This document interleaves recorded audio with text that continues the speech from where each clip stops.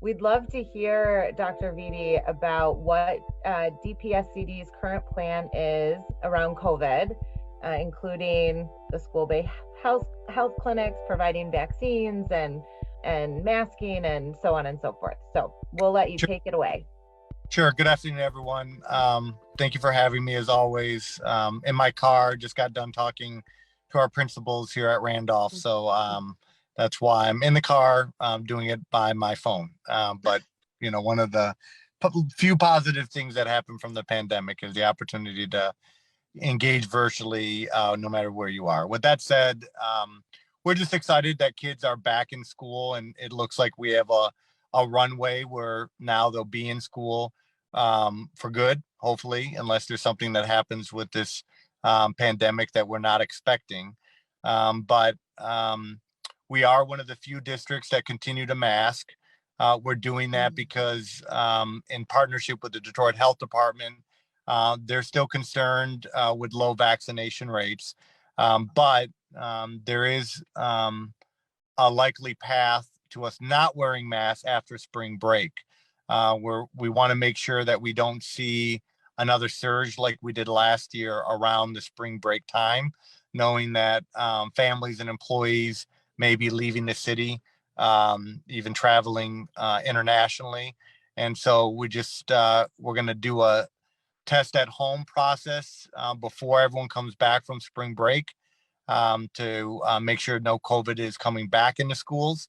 And if we don't see a surge the 2 weeks after spring break, then we'll probably lift the mask mandate at that point and make it optional. We continue to test all students and employees. That will continue throughout the school year. In consultation with the Detroit Health Department, we will start to roll back some of our COVID safety strategies, like temperature checks at the door, symptoms check at the door, employee online symptoms check. So that is going to happen possibly before spring break, but definitely mask beyond spring break.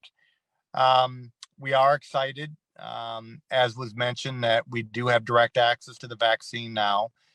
So any child above the age of 5, any family member, any employee can go. Right now, we're at about 10 sites. We'll be at 20 sites within a week. And then we plan to probably have maybe a half or maybe a third of our, or maybe 3/4 of our schools with access of the vaccine through our nurses or contracted nurses. So we'll continue to promote that opportunity.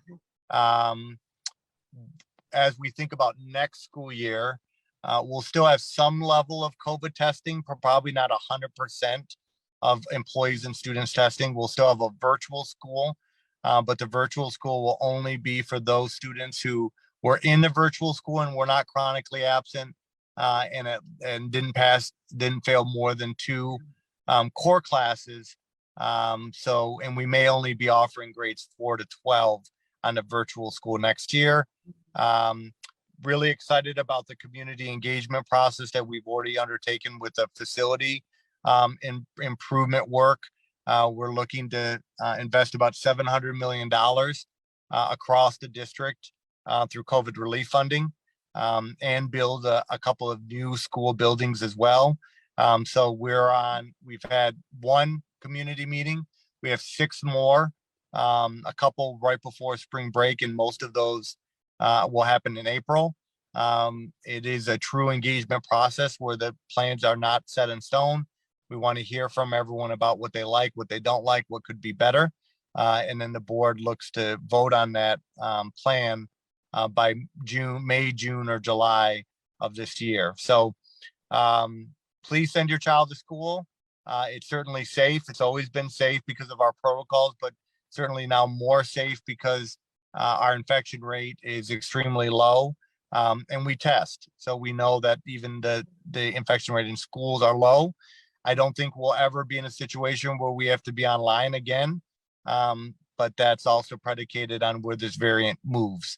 So at the end of January, there was families had to opt in or waive to be tested.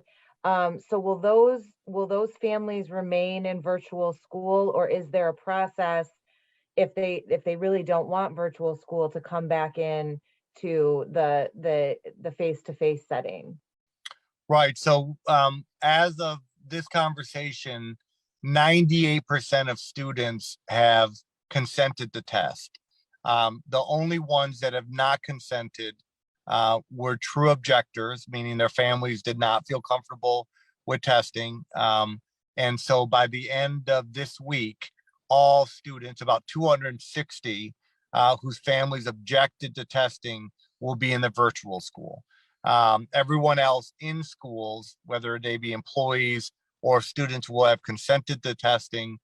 There are a couple of kids here or there that unfortunately have not attended school since we came back from online learning in early February, and that's why their consent's not on file, but they're not objectors. So to answer your question, those objecting families' children will be in the virtual school at least for the remainder of this school year. Now, as we go into the fall, they probably will have the option of returning to school because we won't be testing at 100% as of today. And so we may only be testing 20% of students to take a random sample to ensure that there's no undetected outbreak in a school, but we probably will not be testing at 100% in the fall, based on the fact that the federal government and the state government, at this point, we're not in a health crisis, a public health crisis because of COVID. Obviously, with things being scaled back around masking, we are moving in an environment where the public health concern crisis is not where it was. So therefore, we would not be testing at 100% come the fall, but there would still be random testing in order to ensure that there's no outbreak among employees and students. As I think people are unmasking, how does DPS plan on enforcing the mask policy? Because I see it becoming increasingly more difficult as you're not doing it everywhere else. Yeah, agreed. And this is one of the reasons why I think we can't hold on to the mask policy that much longer unless the infection rate dictates that we should. And right now, the infection rate is not dictating that we should. Why we're doing it is to be cautious because of lower vaccination rates, and we know we could see a spike with spring break. So what we don't want to do is eliminate the mask now, rates increase because of spring break, and then try to put the mask back on. I think that will be challenging. But I think if we can get through spring break and there isn't a surge in numbers, that we would be releasing the mask mandate probably a week or two after spring break. So we're talking mid-April, and then not have a mask requirement. It would be optional for employees and students. And then looking ahead, I don't think we bring the mask back unless we're seeing high rates of infection, maybe not quite a surge, but let's say something above 5%, 7%, maybe we bring back the mask temporarily to just stop the spread, and especially in an environment where the vaccine rates are lower. I think when you were on in the past, you talked about a mandatory vaccine policy. Has there been any adjustment to that mandate, or are you thinking differently about that now? Could you provide a bit of an update on that? Yeah, we are thinking differently about that. So when we when the school board passed the employee vaccine mandate, it was after, or was it on the heels of President Biden's executive order for employers with 100 or more employees to have a vaccine mandate policy. And so that's one of the main reasons why we passed it. Two things have happened since the mandate. One, the variant. With the variant happening and penetrating, the employees that were vaccinated, and just seeing very high rates of exposure and therefore immunity, is changed the landscape of the mandate. The other thing that happened is legally, it is very clear that employees have a lot of flexibility with the exemptions, religious exemptions and medical exemptions. So we were down to about 1,100 employees who are not vaccinated, and already about 300 to 400 have been approved for exemptions. And so that's really a matter of submitting paperwork and using the right language. And so when you look at the reality that most can get an exemption if they wanted, which meant that there would be employees in the schools that were not vaccinated but exempt, it really doesn't make sense to terminate the other 400 or 500 employees that are not vaccinated, especially when about 300 of those were teachers. So, based on the new landscape of COVID and the impact the variant had, we don't have the same sense of urgency that we had around the vaccine mandate. I still believe it's the right thing to do, meaning get vaccinated.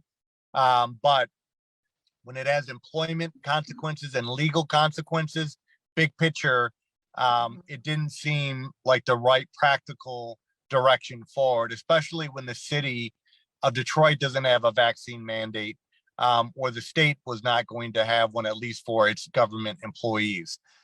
So we are looking at next week's policy committee meeting to make revisions to the employee mandate, where we would still encourage it, but not, if you will, enforce it, and not connect it to disciplinary practices. You can find more at onedetroitpbs.org or subscribe to our social media channels and sign up for our One Detroit newsletter.